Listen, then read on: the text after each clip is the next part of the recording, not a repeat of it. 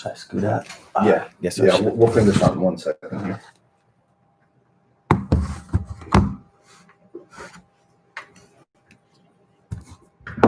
So I was hoping to just kind of we'd start from the beginning, like your boxing career, transitioning into entrepreneurship. Sure. Tough fights, notable fights, career highlights, and then that gym owner stuff I think is interesting. You kind of turn a mistress into a wife, I guess. Like you kind of do something you started doing for fun, and now it's your main thing. And I think that's everybody's goal. Entrepreneurship, get paid for your passion, right? Yeah. And then to the extent,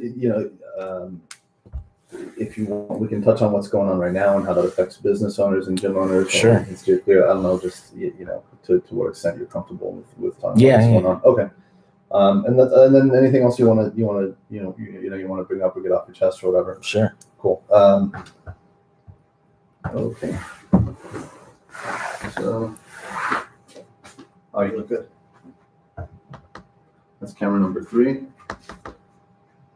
And is this one gonna be in the way? No, I think you're fine. All right. I just got to make sure that I'm in the shot too. It's got to take a minute to kind of frame the shot. Yeah, everyone sits a little different. Everyone, a little bit taller, a little bit shorter, whatever.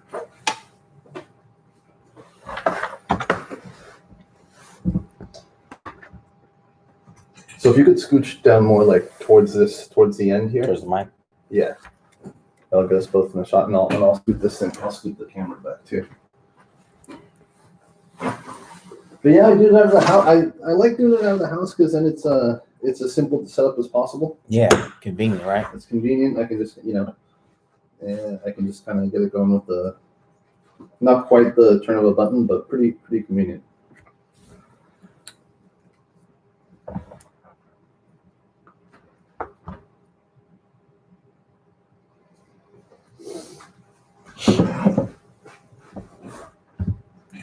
Looks pretty good.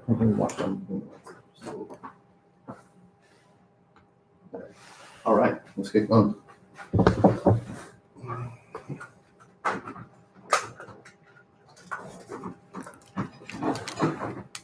Testing 1 2 3. Testing 1 2 3. And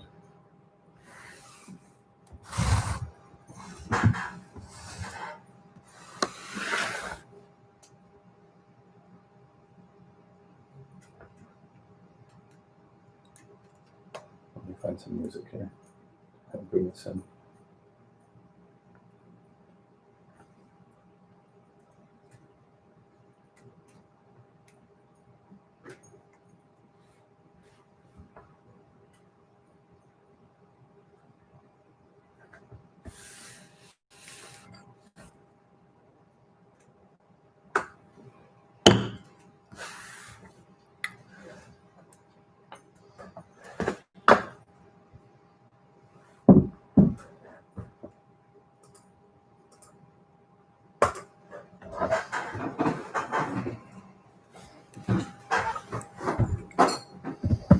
Kanye West. Kanye. There you go. It's gone a little crazy, but I love him.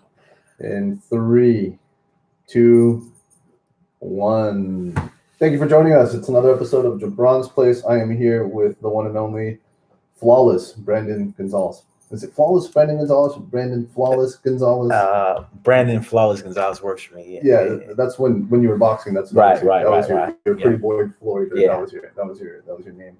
Hey man, listen. I wanted to start out actually by apologizing to you. You had actually reached out to me like 2 years ago when I was doing the podcast originally. And okay. You said, hey, I'd love to come on and just talk about boxing. You're interested in talking about martial artists. Right. And you know what had happened was right around that time I was having a little bit of success with podcasting. People were tuning in. I didn't have a great audience. Right. But I had a little bit of a platform, and I was kind of one of the first people locally starting to do it. Okay. And folks were noticing on Facebook. And around the same time, someone had said to me, because I was just trying to figure out where do I go with this podcast thing, and just as a quick aside, I'll tell you, I'm just kind of doing it for its own pleasure now. Sure. And it's led to it's led to some great opportunities professionally, and it's helped market my business. So that's kind of what I feel like I'm getting out of it. Mhm. If I was going to say it was just a strict business decision, Right. it's not a strict business decision. This is a passion for me. But at that time, when you had reached out to me, like right before you had reached out to me, someone had said to me, a lot of people, because I was getting like a request a day, like, Right. hey, can I come on? And so someone had said to me, just kind of spitball, and said, well, why don't you charge people to come on? Mhm. And I was like, yeah, maybe. Gosh, I don't know. I'm kind of uncomfortable with that. But maybe. I Yeah. don't know. I guess. And then you were literally the very next person to message me. And so I was like, yeah, great, that'll be $200. And I felt, I feel bad just because it prevented me from talking to you. Sure. You're someone that I wanted to connect with. And that's really, that I think ultimately isn't a, where I was going to go with this anyways. Right. So, well, how did it go? Did anybody pay to get on the show? yeah, okay. So what happened was thanks for asking the question. So what happened was, I turned it into Sacktown Talks, which Okay. was a political discussion type of deal. And I had this buddy, Scott Lay. He's a really interesting guy, man. He runs this newsletter called The Nooner. Okay. It comes out at noon. Right. And it's like by the Capitol for Capitol folks, like deep political insider type of stuff. And right. he sells ads. Right. This guy is like a genius, man. Everything political, he knows it like the back of his hand. So we started doing California politics only. And we teamed up with a public affairs firm here in town. Well, actually, I did. He had quit the podcast for his own reasons. But by this point, we'd had like state senators listening, and there was we interviewed the lieutenant governor, the mayor of San Diego. We even had like people from different like lobbyists saying, "Hey, won't you cover our issue like this, or won't you say, this issue like kind of trying to influence us because we had a platform, So that went really well. And it was really interesting how quickly we could make ourselves known in a small market of the Cap, right? So if you're trying to get yourself known nationally or worldwide, it's very difficult because the platform is so big or the audience is so big. Right. But if you take like a little niche, boxers in Sacramento, jiu-jitsu guys in Sacramento, Capital, right? You can make big waves. Sure. And so that's what we did. And I was getting tired of talking to politicians all day, frankly. I remember I had this lady on, Hannah Beth Jackson. This is when I decided to quit doing it. Hannah Beth Jackson, she's a state senator from Santa Barbara. And my partner at the time was telling me, let me tell you how big of a bee Hannah Beth Jackson is. When we were running a campaign against her, we put an ad in the newspaper. And we said, if this lady ever pissed you off, come volunteer against her. Right. And like 1,000 people showed up. Wow. And so, this lady, so this lady came for the interview, and I think she kind of expected me to like bow down before her or like kind of like not ask her tough questions. And I was just making a very modest sum at that point. And I was just like, why am I doing this? My business partner, he has like a public affairs firm. Sure. And he was like, well, we're doing this because all Sacramento's listening. This is great for my public affairs firm. Right. So I was like, you take it, you take it. And he's like, yeah, okay, I think I'll do that. So he wrote me a check I sold the social media properties to him. I won't say how much, but it was like about a used car. Okay. About a used car. Paid for, or you can say it's paid for the equipment. Okay. But from that, I mean, tremendous things have happened. I've had martial arts talks, and then people look up jiu-jitsu in Sacramento. I pop up, there's the podcast. Hey, you seem like a as there's a lot of BS or cultish mentality or abuse in the martial arts world. So having front-loaded the idea that this is a decent person that's not not going to seek to take advantage of you or what you're talking about has led to prior to the pandemic led to tremendous growth in the podcast. That's good. And then other professional opportunities have just have come from it, honestly. So. But hey, man, we're here to talk. We're here to talk about you. Yeah. You're I'll tell you what really caught my eye was those boxing analysis videos that you made. Okay. And here, bring this guy right in front of you, like. All right, it's good. Yeah. All right. Yeah. But maybe we can start at the beginning. Maybe you can talk to us just a little bit about your boxing career, how you got into it. Yeah. At one point, you were you were on a 17-fight professional winning streak. You're the top-ranked amateur boxer in 2004. Yeah. Winner of the Golden Gloves. I think trying out for the Olympic team. And then transitioning into entrepreneurship You got a wonderful location over at 600 Broadway. Yeah. Big location. Yeah, I mean, we expanded. So we were at Yeah. 2,500, and then we expanded just recently, Yeah. right when the pandemic hit, unfortunately, but it is what it is. So we're at 4,100 square feet. I think where we're at now, I think is a good size for what we want to do and Yeah. the programs that we run out of the gym. So Okay. absolutely. Very cool. Very cool. Yeah. Do you want to start with like your kind of like your boxing first? Do you want to start with like the gym and what you're doing? No, I mean, as an amateur, you know, when I got into boxing, you know, we're going almost 20 years ago. So it's when I first walked into Capital Boxing Gym on Stockton Boulevard in the South area of Sacramento. Okay. I started boxing there. Some people say I started late at 18. I feel like I started right on time. So I started boxing at 18. And, you know, I quickly became obsessed with it. I went in there with the not necessarily boxing professionally, but being extremely competitive, competing at a high level as an amateur. I didn't know what that was when I first started, but I knew I was going to be competing at a high level. I felt like I was capable of doing it. So after you knew it was going to go somewhere. Yeah, I knew it was going to go somewhere. Yeah. I knew I knew how to fight. I knew that, and then I knew I was athletic, and I didn't really discover the work ethic, the dedication, and the sacrifice really until I started boxing and really got into it. Because as I got into it, I became obsessed with it. I trained every day. You know, I ate the same thing for years, every single morning, 5 years. I got up and I ran every single day for years. Same regimen. After, you know, as soon as it developed, I kept the same regimen the whole entire time during my amateur boxing career.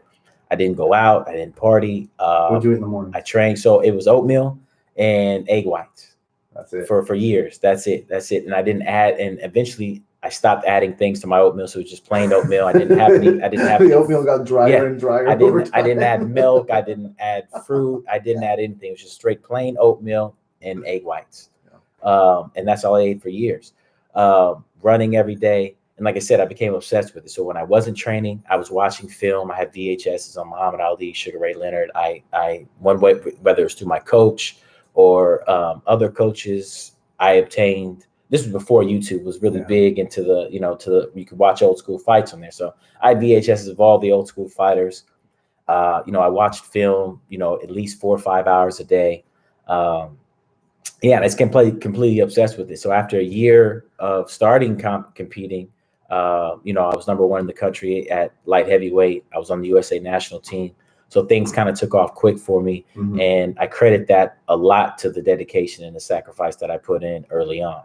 Yeah. You know, I mean, if I just as a quick aside, I think that's interesting. You said you could tell right away it was going to go somewhere for you, and I think maybe for some people, man, there is that discovery that happens maybe 6 months in, 3 months in, where, and I see this as a coach where like some people are like, yeah, this is going to be a hobby. Yeah, I'm going to get good at this over time, maybe. Yeah. And there's some people that are just destined to never be that good. Right? Yeah. It's just genetics. It's you know, God distributes His gifts unequally. Right. You know, maybe they're smarter than us. Right. They're making much more money as a programmer. Right. But then you do get those folks every once in a while where like, this kid can go somewhere. Yeah. You know. Yeah. And I also thought it was interesting that you said just kind of sticking to that routine. Yeah. And how rare that is nowadays and how unique that is. Maybe because I'm running more of a hobbyist type of gym, and I see, you know, you're like, you know, Flawless Boxing has a lot of programs for like entry level folks, so you're not going to expect the same thing, right? But I think, you know, much of the world, I don't know, millennials are just like, people feel like they want to get all these different experiences. I want to do a little bit of this. I want to dabble on that. I want to do this. I want to travel the world. Yeah. And so, you know, people kind of like sign up, they buy the gi. I'm like, yeah, I'm gonna do this for 6 months until whatever the next thing is. Right, you know? Right. And that's kind of no way to go about it. You know, in terms of really getting something out of it. You know, I'll give you another example. In Brazilian Jiu-Jitsu, they say people quit right after they obtain their first belt. Okay. The blue belt. And I can tell you, in my personal experience, is very true. In this last year, I gave out like 7 blue belts, and five of them quit. Right. I was like, man, that's right when it was starting to get good. Right. Why do you think that is? They just want to go on to do something else? You know, I literally had one person tell me, now that I've got a blue belt, I'm pretty sure I can defend myself in the streets. No, This that guy makes was this tall, Yeah. you know, and Yeah. like 120 pounds. I was like, I don't know, man. If you can't take them down, and they've got even a right hand, Right. you're probably not able to defend yourself. Right. So, you know, but then also, I worry that there is like an Instagramification of the martial arts. Of course. And so people like, I got my blue belt, I'm in the Yeah. game, I'm somebody, Yeah. and then they like change their like Instagram name to whatever, like / jujitsu killer. Right. And then, but they've been at it for a year or whatever, and Yeah. that's it. They got what they got Yeah. out of it, what they were hoping to get out. You know, Right. they know they're not going to be, Sure. A martial artist among martial artists, right? Yeah. I'll tell you one other thing that I think this is maybe kind of delicate, but I'm going to go there. You mean in my last gym, Alpha Male. Okay. You know, there's a number of folks in particular. I feel like kind of part of what they sold was like, hey, after practice, we're going to line up and you can like take a picture with one of these professional fighters and say that you train with them. And everyone will think you're a bad, Sure. Everyone will think you're a bad guy. And I think that we had this lesbian, you know, I don't know what this is, just what she was, but she, oftentimes they try to like adopt like really masculine qualities because, you know, and I get it. It's a difficult situation. It's not necessarily a welcoming society for people that are not heterodox. So I understand that maybe there's some, exploring and trying to figure out what it is, but she was like over the top, like trying to adopt these like masculine qualities to like, I guess prove her new identity or, try, part of that exploration process of where do I fit in this crazy world. But it was just always like after practice, hey, let me grab one of these pro fighters and, I'm over here training with the killers. Yeah. But that's really what it's about for them, and it's, I just keep going back and forth. Like, I mean, I guess that's good because you do want people to promote your business. Sure. But you also are like, man, that's not how I was raised in the martial art. You know what I mean? So I just wanted to relate that to you because I just find that I just find like it's so different now than how it used to be. I mean, we're practitioners, right? So I don't think we can expect, like as coaches and gym owners, we can't expect everybody to come in. I don't expect everybody to come to the gym and want to be Sugar Ray Leonard. You know what I mean? No. I want to come in. Everybody has their own goals, and we kind of figure that out. From the first week of them being in the gyms, like, what are your goals? Some people want to come in, they want to have that one amateur fight. Some guys just want to lose weight. Some, so everybody's there for a different reason. Yeah. And that's really what it is. I mean, I know it's we're not expecting everybody to want to go try to chase a world title. You know what I mean? It's not realistic. People use it for different reasons, and martial arts has become, I guess, more commercial now. That people, and it's just a great fitness regimen anyway. So jiu-jitsu, boxing, kickboxing, whatever you like, it's a way for you to get in shape, feel healthy, feel good about yourself, build your confidence. So everybody's in it for different reasons, for sure. Yeah. I'll just quickly relate just to close up this topic. Like, I had this guy. I was just relating to my wife, and I was like, man, I got this student. He comes in like once a month, pays his bill on time, and and that's it. Right. But I kind of, I'm like, why doesn't he want to get better? Yeah. And my wife was like, be thankful for him, man. Like that's like mathematically, you need a certain amount of those guys. This is, I guess, what I'm expressing here, some of my own malaise. And definitely. For the basket of students that I have. Right. So okay, so you're an amateur fighter. You're starting to realize you're going to go somewhere with this. Yeah. And so, what's the next step in your development? When do you start? How long were you training before you started competing? About a year in? I think a year is good looking back at it, but I think it was about 6 months, maybe 6 to 8 months before I had my first fight. And then, it's pretty much off to the races after that. We were fighting every weekend, traveling all over the region to compete. And then, you start going to national tournaments, and that's really when you start getting the experience. Give me a second. Let me get this. Let me get this toy out of the now. All right. Yeah, and go ahead. You start getting the experience. You're getting a little recognition in the amateur ranks when you start to get to the nationals and people see you compete. And that's really where it took off when I went to the USA National Tournament. After that, became a member of the USA National Team. And then from there, you're doing international competition. So you're getting able to travel around the world. You're doing camps in Colorado at the Olympic Center. And then you're just kind of building your resume, fighting, staying active. And then the end goal as an amateur is the Olympics. So you want to go to the Olympics. So that was in the plan. And then we kind of, we switched, we kind of made a change getting closer, different reasons. Ended up turning pro 1 year before the Olympic year. Okay. And then I started my pro career, a few different reasons. The way the landscape of boxing was in Sacramento was one. I had kids, I had a family, so I started to provide, go pro to make some money, you know what I mean? So different reasons looking back, so then I started my pro career. And what would that Olympic title have done for you anyway? An Olympic. I guess that's the question you're asking yourself. Yeah, right? Yeah. No, I don't look back at it. You know what I mean? Everybody has their own path. Your path is your path. You know what I mean? I could have went to the Olympics. I could have got a career-ending injury. You know what I mean? So who knows? You know what I mean? So I don't look back and I said, should have done this, should have done this. The Olympic is the pinnacle of amateur boxing. So going there, winning a gold medal, sure, it sets you up. It's like coming out of, getting your master's degree, PhD. Yeah, you know what I mean? So, right. And then, you go from there. So, so again, a gold medal, being an Olympian is always going to help you from transitioning from amateur to pro. I didn't, in my pro career was probably more challenging because of, you know what I mean? Yeah. So then I started my pro career. And unsigned. So you're unsigned as an amateur. Doesn't matter what you did. If you're not, an Olympic medal or Olympian, it's challenging from transitioning from amateur to pro unless you have, you're unsigned.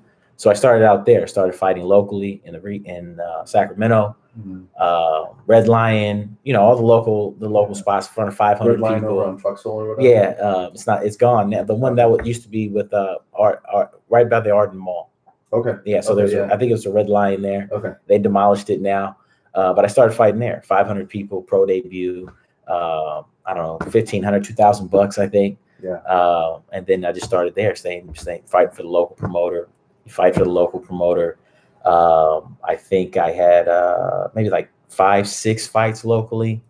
And then, a lot of changes started happening in my career with trainer changing, management issues. Like I've been through everything that you could possibly go through as a professional. Mm-hmm. And, that served me well when I transitioned to coaching and, being responsible for fighters' careers and trying to guide them and advise them, because I've been through everything, the managerial, the promotional, inactivity, trainer changes. I've been through all of these things. And, so a lot of things when I started having success was really towards the tail end of my career. You know what I mean? When I was getting, when I was in that, that 5-year, 3-5-year period, say, okay, what am I going to get into towards the end of my career that's going to transition after fighting?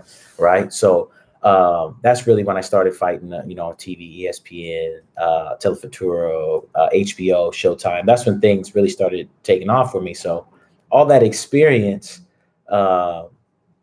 it helps me now. And the fighters say, hey guys, you got to be on your social media. You got to be doing this. You got to. So I really stress it to these guys, because just like in school, your college career really starts your first year of high school, right? So you're already laying the foundation to set up when getting ready for college. I didn't know that in high school either, right? I know now. So with my kids, and we're able to start setting them up, freshman year, this is where it starts. We're already looking what colleges you're going to, things like we've already done the process with our older son.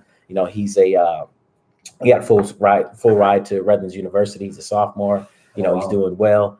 And we're starting that process with my daughter now, but now I know I have the experience, so I'm able to pass that on. And, I had a lot of stumbling blocks in my career, you know what I mean? And I really had to, I'm like that guy in the video game where you start out with, nothing, and then you build your way up. You build your character. And exactly. And then you eventually, I ended my career fighting in front of 80,000 people, on the other side of the pond at Wembley Stadium, you know what I mean? Very so cool. From there, it was just a lot of hardships, a lot of sacrifice, a lot of traveling, leaving the family, just placing myself in different environments to really climb and gather those resources and that experience to really reach that level. You know what I mean? So, so it was a long, tough journey, put a lot of stress on myself, my family, and, but we came out of it. We came out together, we came out stronger. And now I use all those resources, the experience, and I try to give it back to our youth. I put it into the programming for our gym, because I know all the intangibles that, that boxing not only provides, but I also know what it takes to be successful. And those same intangibles that I learned in boxing, I apply everything in life. I apply to business. I apply creating relationships. I apply to networking.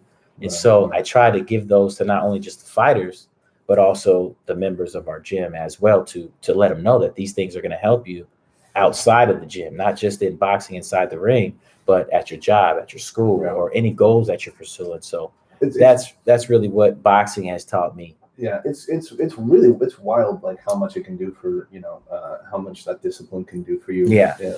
In your personal development. Miyamoto Musashi, Book of Five Rings. Yeah. He said, once you know the way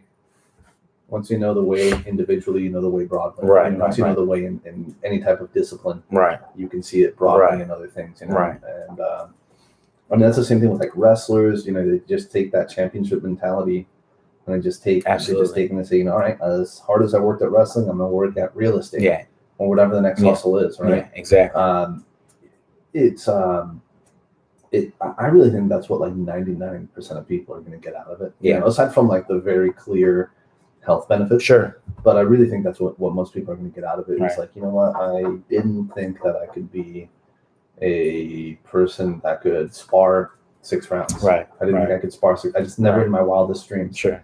And then what do you know? I increased my work capacity. Right. But I also increased my efficiency. Right. My coach believed in me. Right. I found some courage. Yeah. It took me about 3 years, but I got there.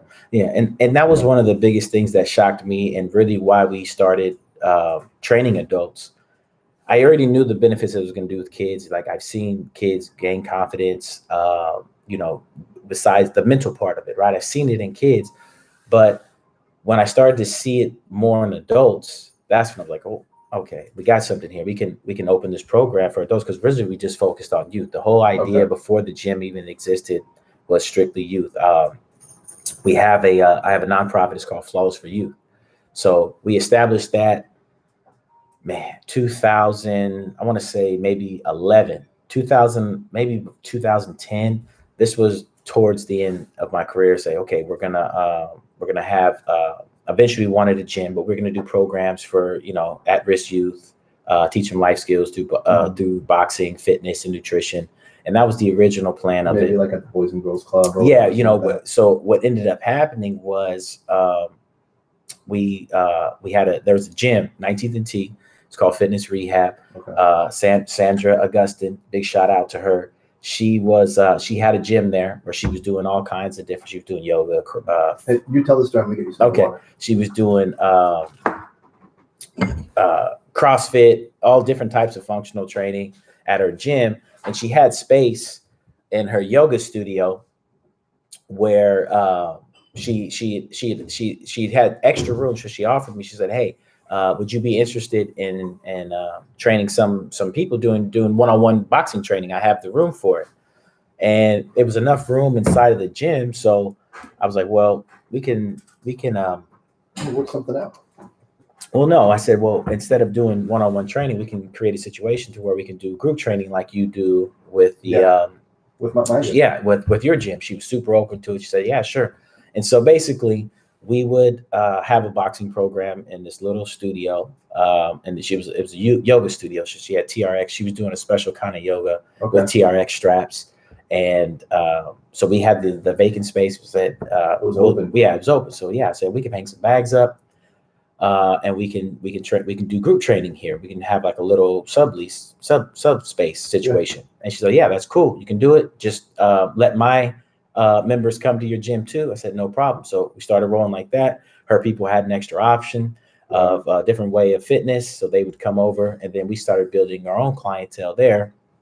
I think we spent like $1,000, $2,000, bought some heavy bags. She let us hang them on the other side of the rig. So, and we were rocking and rolling. We had 8 bags, got some boxing equipment, some hand wraps, and then we just started building our clientele that way. Started building. And time went on, started getting bigger. We had our own people coming. She had her people coming from the gym. So the situation, everything was working out.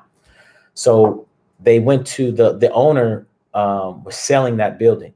She was going to sell it. So there was a bunch of different businesses in there. And I think the idea was just to have like a co-op. You can go here, do training with Sandra. You can go next door, do I think there's strength training next door.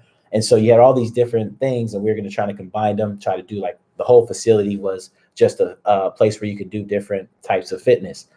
And so that all got, broken up when the lady was like, okay, I'm going to sell the building.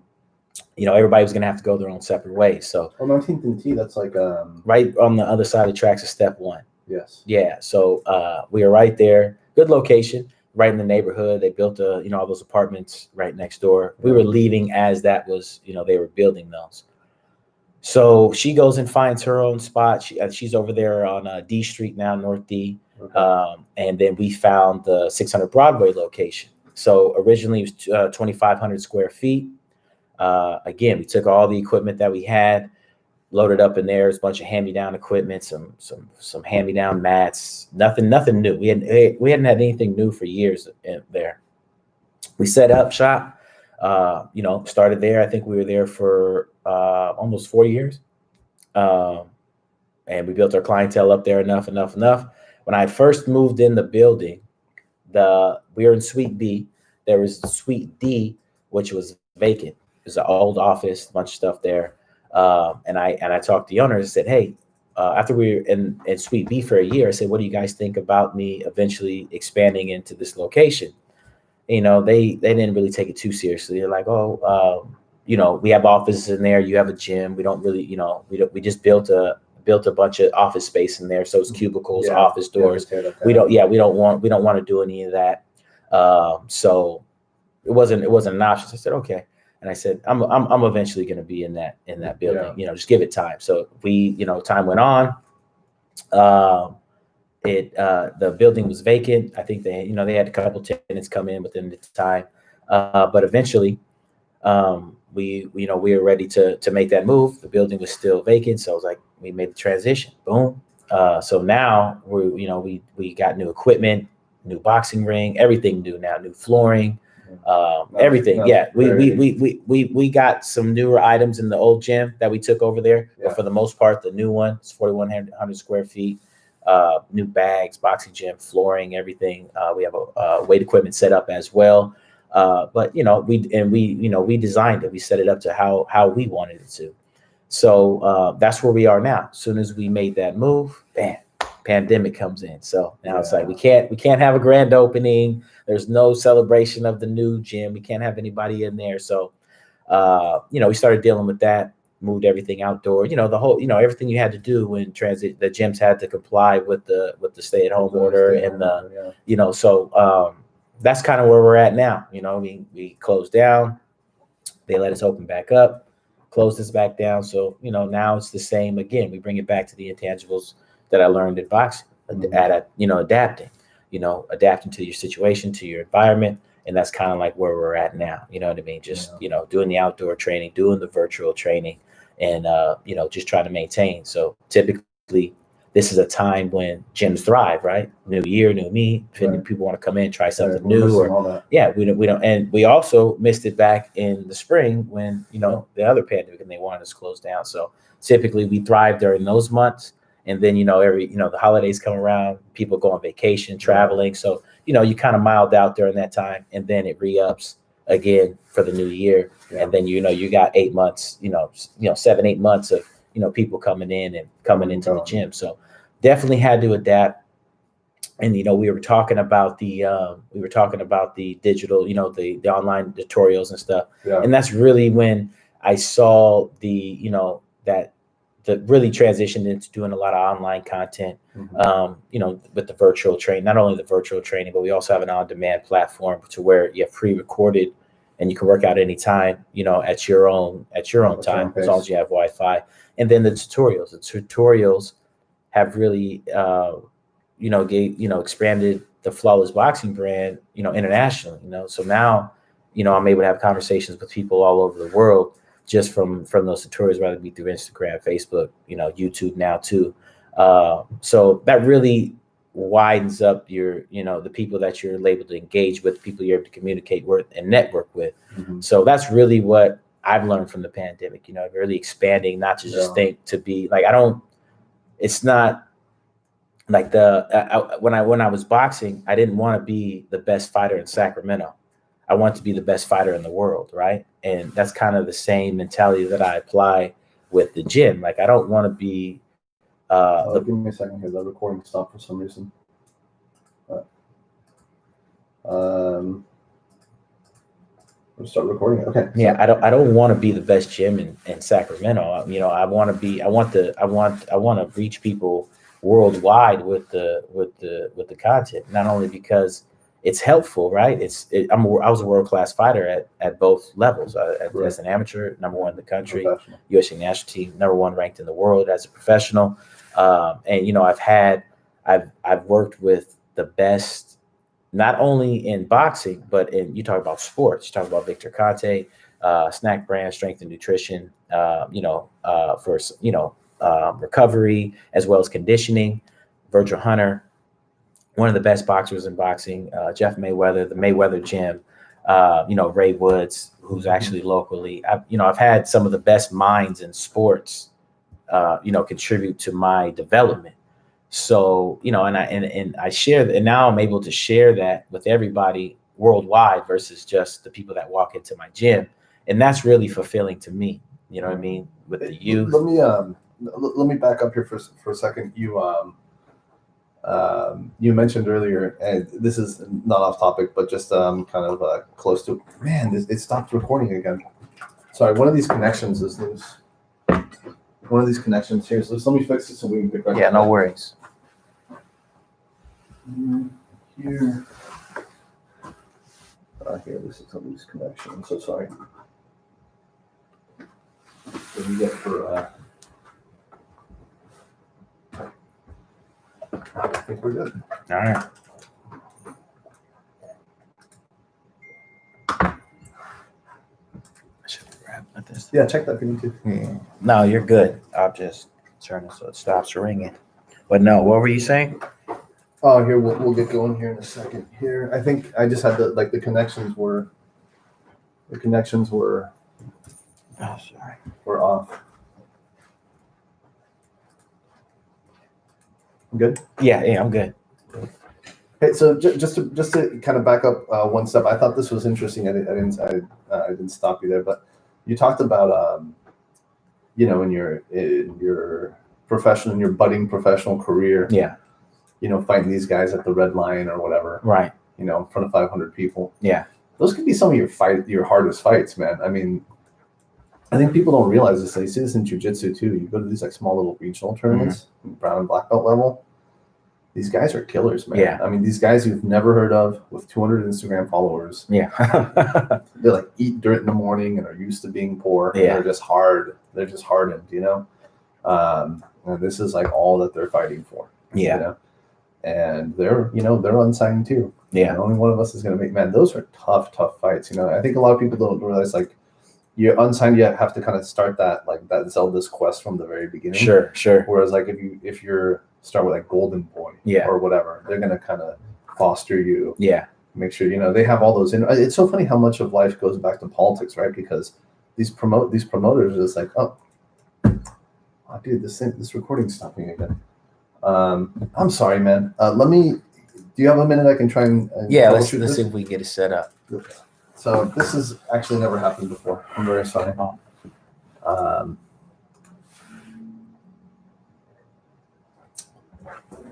If I try.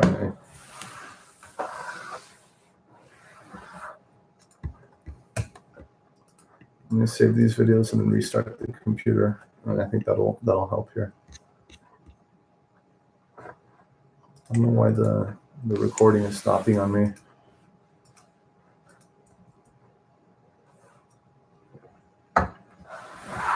Let's see. We'll talk. All right. Still on here. This is our first time streaming on YouTube. It's cool. You can connect to a lot of people. Yeah. Technical difficulties, but we're coming right back. There you go.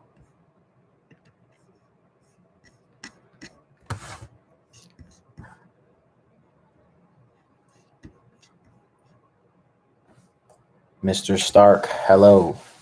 Andrew Harmon, what's up?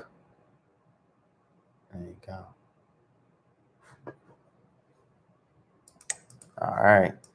That's right, Pablo. There you are. Thank you, Janelle. This is a nice sweater. New, what was this? The winter launch. Go to flawlessboxing.com/fight shop. Get your sweater. Got them in different colors. So we're here podcasting. We had technical difficulties, so we're shutting down. So I'm talking to you guys. Let's see who we got on here. First time streaming on YouTube. So it's a little different than Instagram. 3 minutes, I think. Yeah, it's all good. Yeah. 3 minutes, we're back up. Talking boxing career, jiu-jitsu. And I'm doing my best to stay away from politics. But this guy's sneaky, man. I don't know. Keep you out of it. Yeah, we'll try to keep you out of it.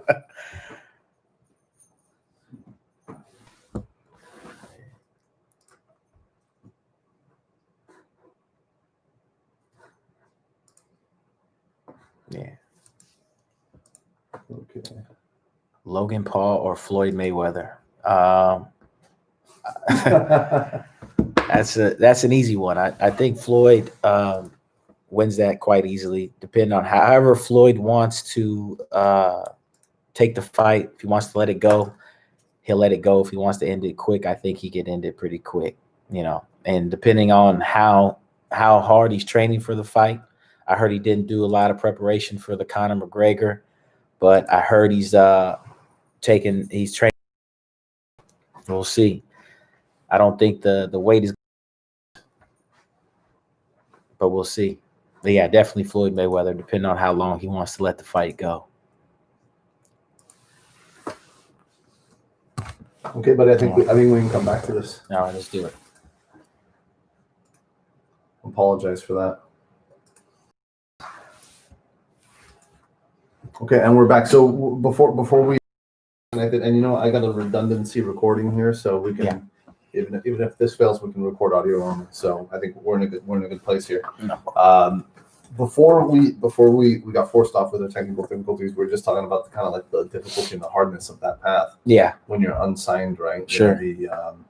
The promoters kind of act like, I'm going to say, like almost like political agents, and where they lobby like the venues, or they lobby like the appropriate people to make sure that their boy gets the right fights, right? And you don't have someone looking out for you when you're unsigned like that. It's an exceptionally difficult path. Well, it's different levels, man. When you're talking about a local promoter, especially in California, man, a lot of these promoters are just trying to survive like everybody else. Like you know what I mean? Yeah. So the local guys are, they're trying to fill seats. It's all about filling seats. So they're going to get guys within the region to where they don't have to fly guys in to pay for training. And then hopefully those people will bring enough people to fill their, in my case, a 500-seat venue. So, like I said, they're just trying to survive. Golden Boy, when you talk about Golden Boy, top ranked guys at a higher level, different story, right? Yeah, sure. They have a guy who they have signed, who they're trying to build up and eventually make some money off of. So, yeah, when you go back to fighting guys in the region and you're talking about, how did you describe him as, how did you describe him again? Oh, I just said they're used to eating dirt. Yeah. Fight. I mean, in some cases, literally fighting for the livelihood of it. Right. So that's I wasn't that guy eating dirt, but I had that mentality. So you know what I mean. So I was going in there, and rightfully so. At the beginning of your career, you should be stopping guys. You know what I mean. Mm-hmm. And that's the path that I was taking. Early on, you're stopping guys, and then if you're a high level amateur, the guys you're competing with may not be high level amateurs. That they may have similar records, but the pedigree is different, and then that should show as a professional. And again, a local promoter is going to put you on his show, and he doesn't want you to lose because he wants you to come back and fight on the next one, and hopefully you can bring those same 100, 150, however many people you bring to his next show. So so there is a sense of security on both ends for you as well as the promoter. But once you get to, I say 10 fights, a lot of guys, you can get I could probably get you to 10-0 if you want to become a professional boxer. But, when you get to 10-0, then you're talking about more rounds, talking about stiffer competition. And then, things kind of switch up after that. Yeah, I think it's interesting. Like boxing has that that culture where like you really have to keep the record very clean. Yeah. You know, like in jujitsu, I can tell a lot of jujitsu is like the same guys fighting each other over and over again, and they kind of trade wins and losses. Right. I think same with kickboxing. The kickboxing world is so much smaller. Right. These guys fighting over and over again. Right. And in mixed martial arts, it's kind of, I mean, with the exception of Khabib, it's pretty much assumed that you're going to take a loss. Boxing is going to follow the trend of the best fighter. That's who's considered the best fighter, right? So let's go to Muhammad Ali, right? So there's the joke, you know, that old timers talk about. Muhammad Ali has the most knockouts in heavyweight boxing, right? That's not true. It's not the case. But the reason why they say that is because all the heavyweights try to emulate how Muhammad Ali fought, and they got knocked out trying to do that, pulling straight back, fighting with their hands down. So you looked at it in a non-social media era. So guys were trying to fight like Muhammad Ali because he was the best fighter. He was the most recognized fighter at the time. You can fast forward through time. You can go through people with the Roy Jones phase. And now with social media, we'll just fast forward to Floyd. You can see everything that he does, his preparation, his lifestyle, the way his competition. You have access to all that through social media. So now you look at the mitt work. Floyd completely revolutionized the way everybody in combat sports does mitt work, not just boxing. With the choreography mitts, you know, high volume combinations, and so he started doing that during the 24/7, right? So that's how we were first able to see Floyd do that. More like one, yeah. Two, so it was more traditionally that way, right? But you know, like I said, Floyd is probably the most influential fighter in all of combat sports, just for that one of those reasons, right? Not only in boxing. I think it has a place. I think it has a place, but I don't think when you're talking about developing a fighter, especially a fighter from scratch, I don't think, you know, I think coordination, conditioning, I think it can definitely play a place. You don't have to completely omit it out of your training regimen, but when you talk about developing a fighter, but the problem is you have guys developing fighters using that type of technique, right?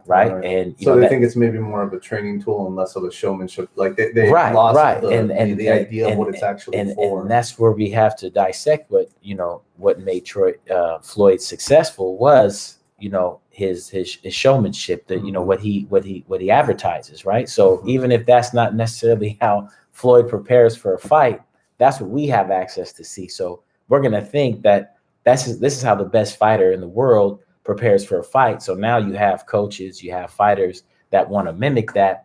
And again, take it back to fighters trying to fight like Muhammad Ali, pulling their hands back. It doesn't work out well. So you've seen guys try to emulate Floyd's style. Doesn't, you know, in some cases it doesn't work out well. So boxing will follow the trend of what we have pound for pound, right? So the pound for pound best fighter in the world. And at the time, for a long time, Floyd was, you know, he was recognized as that. So a lot of people took parts of his training that we have access to through 24/7, Showtime All Access, whatever Floyd was doing. A lot of guys, and not only fighters, but coaches as well, try to emulate. So they take that and they pass it down to their students. I think it's super interesting. Not to stop you right there, sorry, but I just wanted to kind of touch on this a little bit. The difference in the promotional model between boxing and mixed martial arts. Sure. I have a good mind for this. In boxing, I think, correct me if I'm wrong, or maybe this has been my take on it. I think boxing has like every time something happens in the boxing world, it's like a fire sale. Like, we're gonna get every last penny out of this Logan Paul fight. We're gonna get every out of the next, you know, Gervonta Davis. We're gonna get, you know, but it's missing institution building. It's missing like brand building within those promotions. The way, like, you know, if the UFC comes to town, of course they're going to try and put the California kid on. They're going to put on like the Sacramento guys. Sure. You know, that's kind of fan service locally. But I people are still going to come because it's the UFC, right? But they really, man, they front loaded that investment. They front loaded that effort, and they kind of built a circus. Like the circus is coming to town. Yeah. Whereas boxing seems more, we got the golden, you know, Oscar De La Hoya is coming, right? Yeah. But it seems maybe more difficult to build institutions on kind of, you know, sandcastles almost made to crumble, right? Like you're just kind of surfing from star to star. Yeah. Well, you know, comment on that or?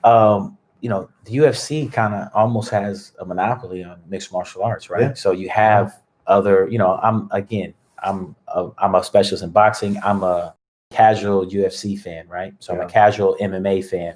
I watch, the local guys that fight when they're on the cards and things like that. John Jones or the bigger guys. I'm a casual UFC fan, so I'm not in it like I am in boxing, right? But you have, when you think MMA, guys don't train MMA, they train UFC, right? So it's like the Q-tip, right? It's Q-tip. It's a cotton swab or whatever, but we recognize it as a Q-tip or saran wrap, right? Mm-hmm. So UFC has a stronghold on mixed martial arts, right? Would you agree with that? Oh yeah. With boxing, without a doubt, you have a lot of different factions that are competing for. I don't know if you want to say competing, but they're trying to be, the number one, right? So you have Top Rank, you have Golden Boy, you have a lot of powerful promotional companies in boxing, and then so it makes it more of a free market, right? So if I'm a kid, it's certainly better for the fighters. Yeah, absolutely, and that's why I think traditionally they say boxers, top level boxers make more than the UFC fighters. I think it's getting more competitive and they're closing the gap, but boxing's been around a lot longer. You know what I mean? Boxing's been around for hundreds of years, right? So you go back, when the mob had the. I'm watching the show right now, Boardwalk. I'm watching the show right now, Boardwalk Empire. Yeah. And have you watched it? Yeah, it's phenomenal, man. But show. they had that like that subplot where like Jack Dempsey's working out on the boardwalk. Right. And I mean that happened over 100 years ago. Right. And he was gonna eventually. I think he went on to fight Jack Johnson, and if that's maybe I'm wrong, but I mean that.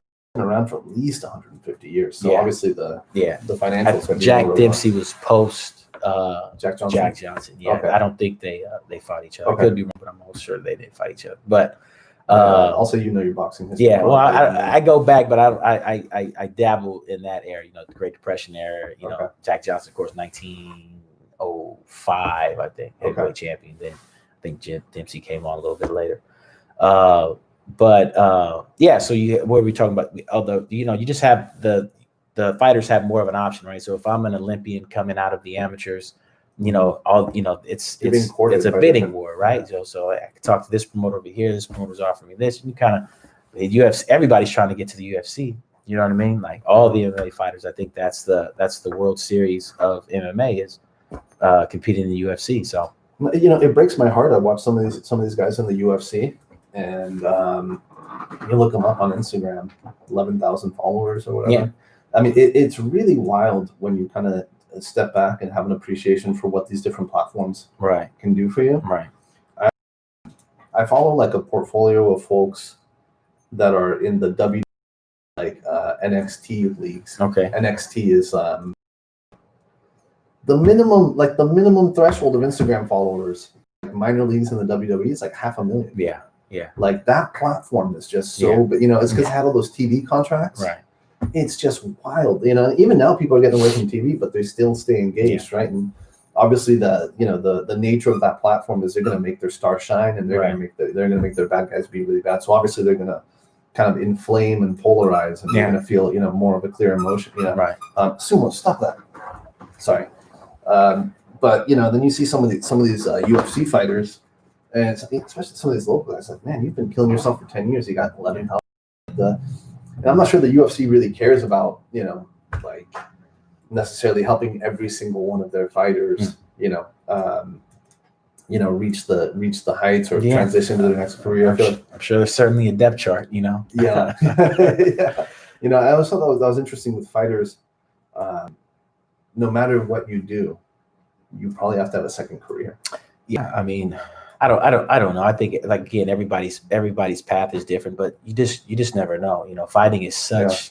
First of all, you have a very small window to compete in. Of course, it's getting longer due to nutrition and science. Able to compete in all sports, right? Mm-hmm. You have but even more for a fighter, right? We're talking about taking punishment to the body, to the brain.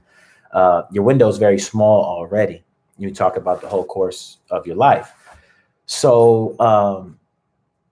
What I try to stress to these guys and my fighters is you don't have a lot of time for mistakes, right? So if you're going to do something, make sure you try to get it right and fight the first time and just do a straight shot and try to maximize maximize your ability, maximize your earnings, because at the end of the day, the game is about money. Yeah. You know what I mean? It's about how much money can you generate in this short span of time.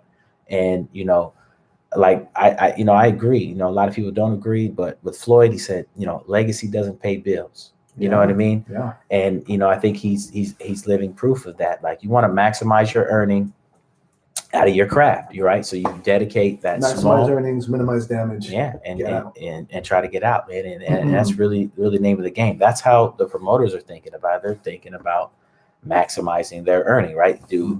I can't speak for them, but are they thinking that I want to be known as the best promoter ever in boxing? I'm not sure. That's what drives them.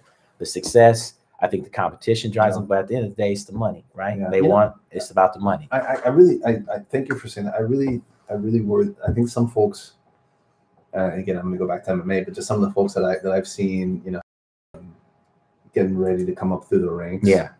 Or even let me say more broadly, I think this is something that folks can maybe appreciate more. Fighters getting the wrong impression of Conor McGregor, with all the antics and stuff, or like taking his trash personal, right? Or like kind of raising their fit, that he's getting all the attention. It's like, well, he said it very clearly. He wants to get in, make his money, and get out. But then you'll hear other fighters say, "No, I fight for honor or whatever." It's like, I don't know what honor. You're in your underwear kicking each other. It's like if you. I have one buddy in specific says, I want to fight to like honor myself. Right? I know that's a very humble notion. That's a good thing. Right. But I think you might have the wrong idea. I mean, then spar in your gym for free. I don't know. Yeah. Dude, I mean, I mean, everybody's in it for a different reason, whatever drives them. But yeah, I mean, this is a business. You know what I mean? You have to look at it like that. Fighters should look at themselves as a business. And, you go back to, you talk about the UFC, they may not get paid as much, but they have a huge brand behind them. So a lot of those guys can use that exposure that they get, and they can really help their business, their advertising themselves, and, really expand their network to where they can do other things besides depending on that money for competition, right? Tell the same thing to the boxers. I said, look, because I didn't utilize my social media as much as when I was fighting, because I was like, I'm gonna train hard every single day. I'm not gonna worry about any of that. I'm not gonna worry about any of that extra stuff. And now I'm playing catch up, right? I'm playing catch up with my social media now, because now I'm utilizing them on it every day. But so I tell the guys now, all the fighters that I say, look, you should post something every single day. You know what I mean? Said that's hard to do. I mean, but it's not. It's not. It's like, it doesn't matter if it's, you finish up your training. Maybe you're doing 30 seconds of ab work. Put your cell phone up, do 30 seconds of ab work, and throw it up there. Yeah. You know what I mean? Don't worry about you're a fighter, right? Catch yourself in your element, deliver that to your audience, and just see what it attracts. You never know. So just be consistent as possible and get something out every single day. It's only going to help your brand, right? So if I'm a business, I got a commercial on TV every single day. It's only going to help my brand, right?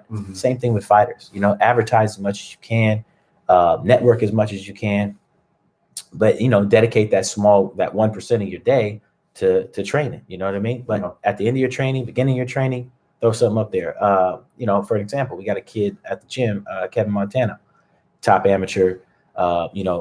Figuring out where he's going to go with his career, whether it's continue amateur or pro. But he comes in the gym.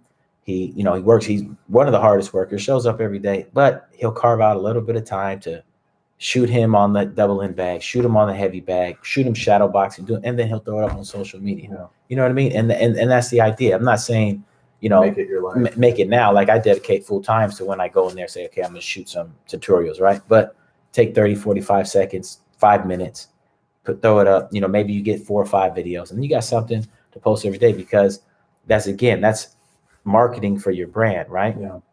I tell all the young fighters, it doesn't matter if you got 100 followers on Instagram or 10,000. You should have apparel for you as a fighter. That's extra money that you could be getting. That's extra. If it's $200, $500 a month, whatever it is, you should have apparel. You know what I mean? It should be automatic. Dude, I gotta tell you, man, apparel. So these shirts, I learned so much. You learn so many lessons too. I would have had one for you, but I sold out of large and extra large. Okay. You know, so we'll keep going for the next round. No worries. We'll exchange a shirt. But you know, so for example, one of the things that I learned, you know, in printing shirts, right? No full-grown man, regardless what his stature, will purchase a size small shirt for himself. Not one. Okay. It's like, I'll take a medium, fit something like this. Yeah. It just, no man will buy it. So all the size smalls I gave to like women and kids. Right. You know, okay, so next time I order, I know it's going to be medium and up, medium, large, extra, XL. Right. You know, women's cuts are like very difficult because women are very, you know, women care a lot more about like how the fabric is soft or not soft or how it fits to their body. So like, once you start selling women's apparel, in my experience, it's been a lot more difficult. Also, jiu-jitsu tends to mostly be men. Right. You know? 3, I wanted to minimize the cost per shirt. Also, I have like 4 colors on this thing. I want to minimize the cost for the shirt. Right. So I bought 150 of them. You know, so it's like $2,000. Yeah. That money comes back into your pocket $25 at a time. So it's like it goes out $2,000 at a time, but it comes back $25 at a time. Right. So it is functionally gone. Yeah. Unless I was going to open an escrow account and watch it all trickle in over time, you know, sure, it doubled, whatever. Yeah. But it is functionally gone. Every twice a week I get beer money for it or whatever. Right. And this is maybe I'm showing my bad business mind because I should be keeping it in a separate account, but I just don't move that much. But 3, you know, I see my buddies around town or like my students around town wear this shirt. Right. I was like, man, I think that look, I just saw my buddy walk through the farmer's market with it. Yeah. You know, like 100 people saw it. You know, 4, next time I print a shirt, you know, Isak BJJ is kind of small in here, and then the cartoon on the back is, I think, very beautiful, but it's kind of abstract. Right. Maybe it's just going to say Isak BJJ very clear. You know, so you learn all those lessons. I think it's an invaluable experience. Absolutely. Can we get into some boxing current events? Before, fire away, man. Let's do it. The Legends League, the Mike Tyson, the Roy Jones. I mean, obviously, the fight I think was a little bit lackluster. I think Tyson looked great. Yeah. Is there a space you think is there a space for these old timers to kind of come back in under this Legends banner, have these shorter rounds? You know, it was an exit, and then the other question is like, what are the rules for the engagement? Is it going to be an exhibition where they're kind of just going to have some fun and move around, or are they really going to fight? Like, what would you like to see? Would you like to see it not at all? Yeah, you know, I'm never going to tell somebody that they can't, you know, earn a living. I'm never going to tell a fighter, you know, that he should, you know, he shouldn't be fighting. Yeah, it's dangerous. You know what I mean? It's dangerous to be competing at that age. Like I said, we go back to where, you know, athletes are extending their life, you know, their shelf life due to the nutrition and the science. But yeah, I mean, I watched it. I enjoyed the Tyson. I enjoyed the Roy Jones fight. I thought it was a great, you know, showing for, you know, for Mike Tyson. Yeah. And it sounds like they're going to do more. I have and that's the thing, like, this is nothing new. Like, people are like, this is the Logan Paul, the Mike Tyson. This is a freak show. This is nothing new. You know, like all they do in Japan. Yeah, well, yeah. And then you got to look about when, you know, speaking of Japan, when Muhammad Ali fought the, if you go on YouTube and you know, I don't remember how to say his name. It was a Japanese wrestler. He was famous. Was it Inoki? Yeah. So when they fought each other, right? Muhammad Ali came in with his boxing gloves. It was, I don't know what the rules were, but you know, Muhammad Ali actually sustained like some really bad injuries from that fight because he kept kicking him in his leg. Like, he was laying on the ground the whole fight, and it was basically, we'll just say it was an MMA fight, right? Yeah. But these things are nothing new. These special events or freak shows or whatever you want to call them in boxing. Top Rank had Butterbean. He was, remember the Tough Man contest, right? Tough Man contest, and the guys with no experience would go in there, slug it out, whatever. So I think he was a part of the Tough Man contest. They go into Butterbean. They took Butterbean. He signed him to a promotional contract with Top Rank, and he was king of the 4 rounders. So these things, it's not new. Yeah, it's nothing new. So when Floyd fought the guy over there, was he in Japan too? Tension. Tension. I think. So you know, these things are there's nothing new. You know, boxing has seen all of these variations. You know, so back to the Roy Jones. It was a good fight. I enjoyed it. Would I watch Tyson fight again? Absolutely. You know what I mean? Yeah. And I don't know where they're going to go with it, but when you tell fighters that go light or take it easy, in my experience, I've never seen it happen. You know what I mean? There's levels, right? So they're always gonna either match the intensity or try to take the intensity to the next level, and then it just goes until it explodes. That's so like both they start. It's like a dialogue of mutual escalation.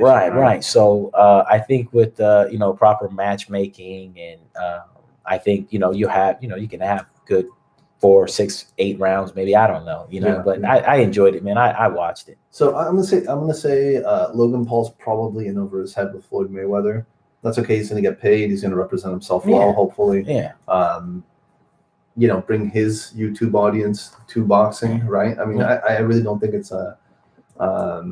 If we go back to this idea, like, this is about making money, guys. Exactly. Everyone all caught up on honor or whatever. It's like, you got the wrong idea here, maybe. And that's what if you're gonna look at Floyd, if you're gonna model Floyd, don't model Floyd because of his flashiness, his cars, his jewelry. Don't model that. Model his business acumen. Model his work ethic. Model his sacrifice and his dedication. You know what I mean? So you look at it now. He's getting ready to fight Logan Paul. Make God knows how much money he's gonna make, but he's gonna make a lot of money. You know what I mean? Hundreds of millions. You know what I mean? $100 million. You know what I mean? So, so model that. You know what I mean? So think outside the box. You know what I mean? It like you said, legacy don't pay bills, man. So he's here. Logan Paul's gonna come in. Who knows what's gonna happen? You know what I mean? If you look at it now, I didn't expect Conor McGregor to last that long, but some people say Floyd carried him. Some people say he was competitive. Who knows, man? Who knows? This is, I'm not saying it's new territory, but who knows what's going to happen. But you talk about the best fighter, arguably one of the best fighters in ever, versus a guy who I think he got knocked. Did he get knocked out his last fight? Logan Paul. He fought. No, he fight KSI, or he fought the basketball dude. No. That was his brother. Jake Paul fought Paul. I can't even keep them together. I couldn't. I didn't know there was 2 of them either. But so my brother's gonna fight. So Jake Paul fought the basketball player Nate Robinson, right? Yeah. He knocked him out. So Logan Paul, I think he had a fight too against another dude. He fought KSI, right? He got knocked out. Yeah. So he lost that fight. So now, he's gonna take a huge jump in competition and fight one of the best fighters ever. I mean, ridiculous. I mean, but like you said, it's again.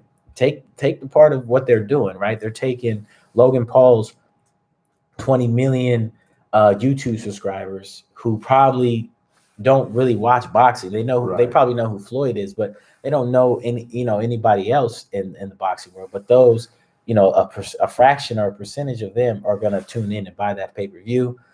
I look at the good part of it, right? So they're probably going to have an undercard like they did with this Tyson fight. So that's going to give fighters a lot of exposure on that undercard. You know what I mean? So looking the good of it, whatever. Yeah, it almost seems like the base of the base that boxing is able to reach is broadened. Yeah, and because of things like this, because of Tyson, because of the YouTube guys coming into it, and there's nothing wrong with it. I have no issue with it. Floyd he's always been different.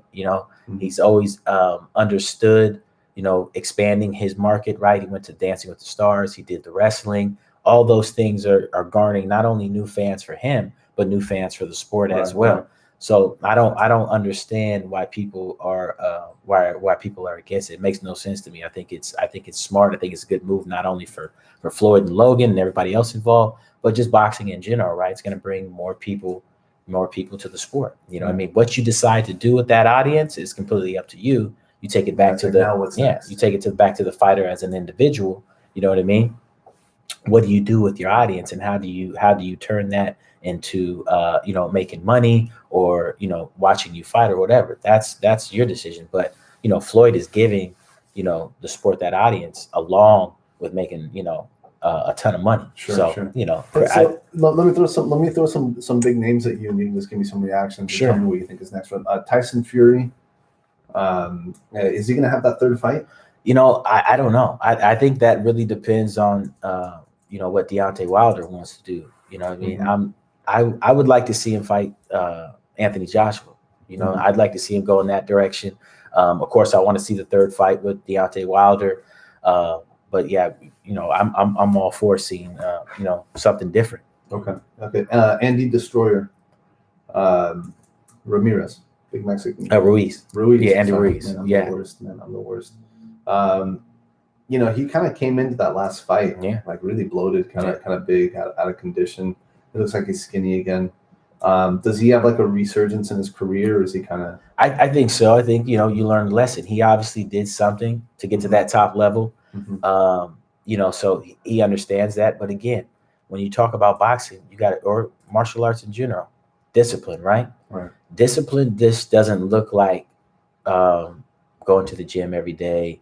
You know, sticking to your nutrition. Discipline comes in a lot of different forms when you talk about martial arts or you talk about boxing, right? It's, you know, staying out of the nightlife, and, you know, staying not doing the women chasing, not doing the booze, not doing. There's so many different things that come with discipline, and, you know, that's a drug in itself. Reaching all that success overnight, right? I won't say overnight, but that one fight completely changed his identity, right? Now you're the champ. You're the heavyweight champion of the world.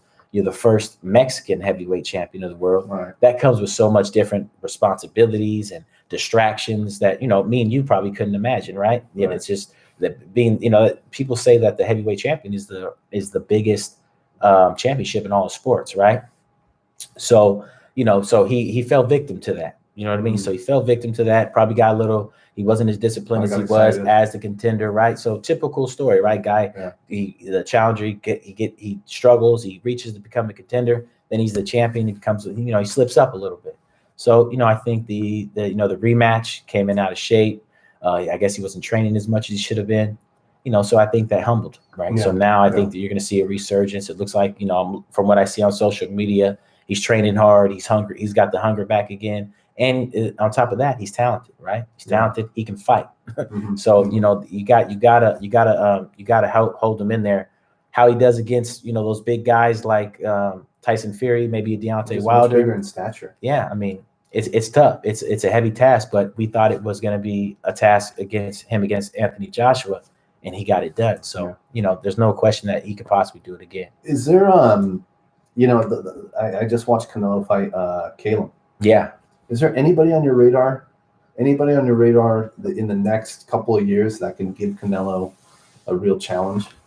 You know, I'd like to see it. You know, I think you know, a friend of mine, Demetrius Andrade, I think he can definitely be competitive with Canelo. I think Canelo has developed a lot over the years, but, you know, he's got 45, 50.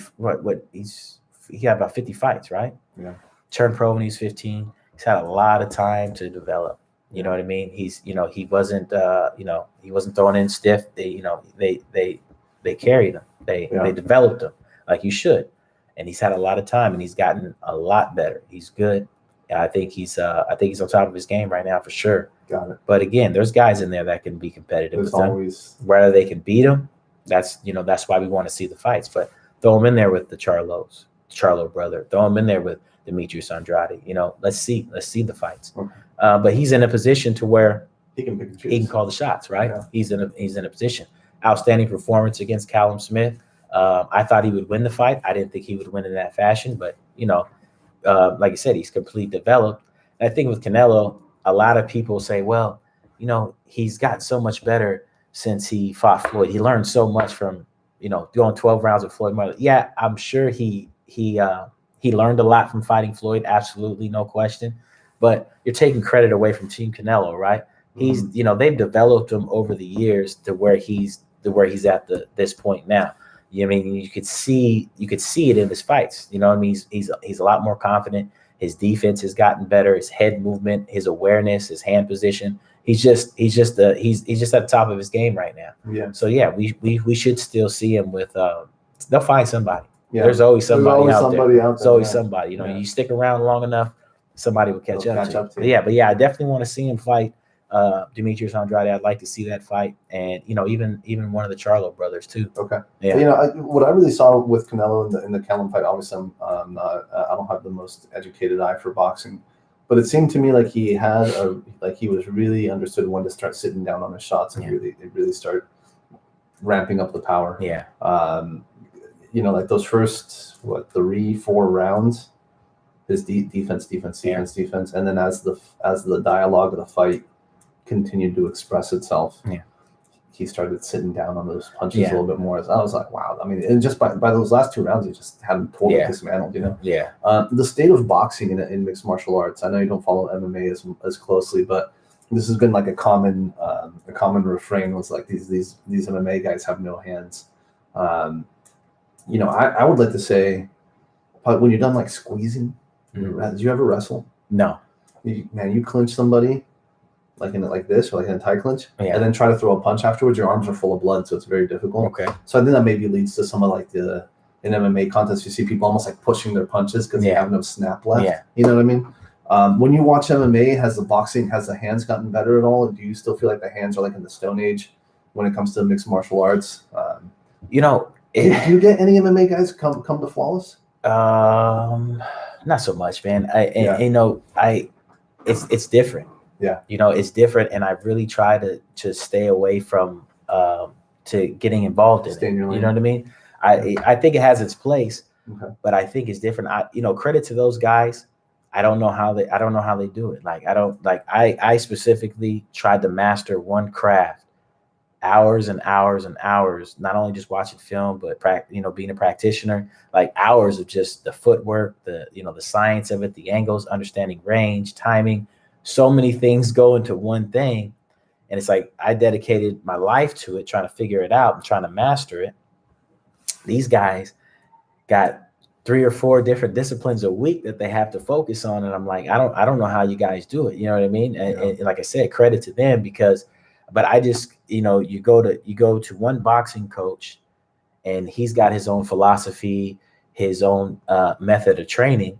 So he's teaching you that. And then the next day you're going to your Muay Thai coach who may have a completely different philosophy. It's a mess. Yeah, it's a mess. It's just tough. So I'm friends with those guys like the Danny Castillo. I've worked with them some. Benavidez, so they've been to the gym.